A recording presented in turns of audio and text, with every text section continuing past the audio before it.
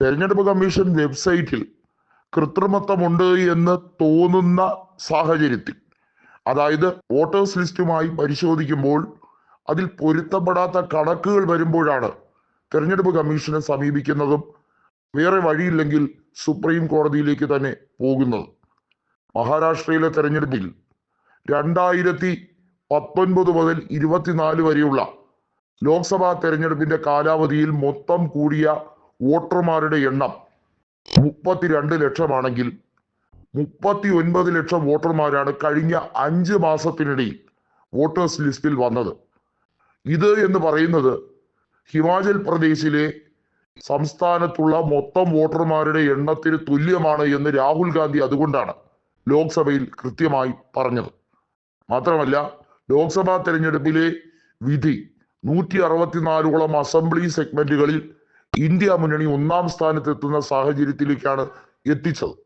എന്നാൽ പെട്ടെന്ന് 50 50-ൽ താഴേക്കോ നിയമസഭാ സീറ്റുകളിൽ മാത്രം ഇന്ത്യ മുന്നണി സ്ഥാനാർത്ഥികൾ വിജയിക്കുന്ന ഒരു അഭൂതപൂർവമായിട്ടുള്ള ഒരു സംഭവം, അത് എങ്ങനെയാണ് വിശ്വസിക്കാൻ കഴിയുക, ഉൾക്കൊള്ളാൻ കഴിയുക? അതുകൊണ്ടാണ് സഞ്ജയ് റാവത്തും രാഹുൽ ഗാന്ധിയും അതുപോലെ തന്നെ സുപ്രിയ സുലെയും ഒരുമിച്ച് സംയുക്തമായി ആ തീരുമാനമെടുത്തിരിക്കുന്നത്. തെരഞ്ഞെടുപ്പ് കമ്മീഷനെതിരെ നിരന്തരമായിട്ടുള്ള ഒരു പോരാട്ടം തന്നെ നടത്തുക, ഇതിന്റെ ഉള്ളുകളികൾ ജനങ്ങളെ ബോധ്യപ്പെടുത്തുക, ജനാധിപത്യത്തെ കശാപ്പ് ചെയ്യുന്ന ഇത്തരം നടപടികളെ ഒരിക്കലും ഒരു കാലത്തും അംഗീകരിക്കാതിരിക്കുക എന്നുള്ളത്. ഡൽഹി തെരഞ്ഞെടുപ്പിൽ വോട്ടിംഗ് അട്ടിമറിയുണ്ട് എന്ന് ഒരിടത്തും ആരും ആരോപിച്ചില്ല. വാസ്തവത്തിൽ വോട്ട് ഇരട്ടിപ്പുമായി ബന്ധപ്പെട്ട കാര്യവും വോട്ടേഴ്സ് ലിസ്റ്റിലെ ക്രമക്കേടുമായി ബന്ധപ്പെട്ട കാര്യവും സൂചിപ്പിച്ചെങ്കിലും തെരഞ്ഞെടുപ്പ് പ്രക്രിയയിൽ കള്ളവോട്ടോ അല്ലെങ്കിൽ അധിക വോട്ടുകൾ എണ്ണിത്തിട്ടപ്പെടുത്തിയെന്നോ ഒന്നും തന്നെ ആരോപണം ഉയർന്നില്ല.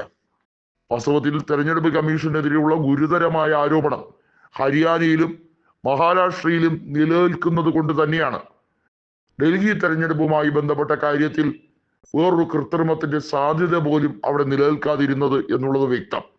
ന്യായമായും ഒരു തെരഞ്ഞെടുപ്പിൽ അവിടെ ആർക്ക് മുൻതൂക്കം കിട്ടിയാലും അത് മറ്റ് പാർട്ടികൾ ജനവിധി അംഗീകരിക്കുന്നു എന്ന് തന്നെ തുറന്നു പറയും. അതാണ് രാഷ്ട്രീയ മര്യാദ എന്ന് പറയുന്നത്. എന്നാൽ മഹാരാഷ്ട്രയിലെ ഓരോ നിയോജക മണ്ഡലങ്ങളിലും അധികമായി പോൾ ചെയ്ത വോട്ടുകൾ, മൊത്തം വോട്ടർമാർ തെരഞ്ഞെടുപ്പ് കമ്മീഷന്റെ വെബ്സൈറ്റിൽ തന്നെ പറഞ്ഞിരിക്കുന്ന 9.7 കോടിയാണ്. എന്നാൽ ഈ 9.7 കോടി എന്ന് പറയുന്നത് ലോക്സഭാ തെരഞ്ഞെടുപ്പിലെ മൊത്തം വോട്ടർമാരെക്കാളും 39 ലക്ഷമായി എങ്ങനെ വർദ്ധിച്ചു? ഇവിടെയാണ് ആ കള്ളക്കളി പുറം ലോകം അറിയുന്നത്.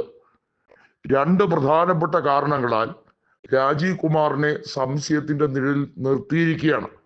സുപ്രീം കോടതി പോലും ഈ കാര്യത്തിൽ സംശയം ഉന്നയിച്ചിരിക്കുന്ന സ്ഥിതിക്ക് മഹാരാഷ്ട്രയിൽ ഉപതെരഞ്ഞെടുപ്പിലേക്ക് മണ്ഡലങ്ങളിൽ പലതും നീങ്ങിയാൽ അത്ഭുതപ്പെടേണ്ട കാര്യമില്ല എന്നുള്ളതാണ് വാസ്തവം.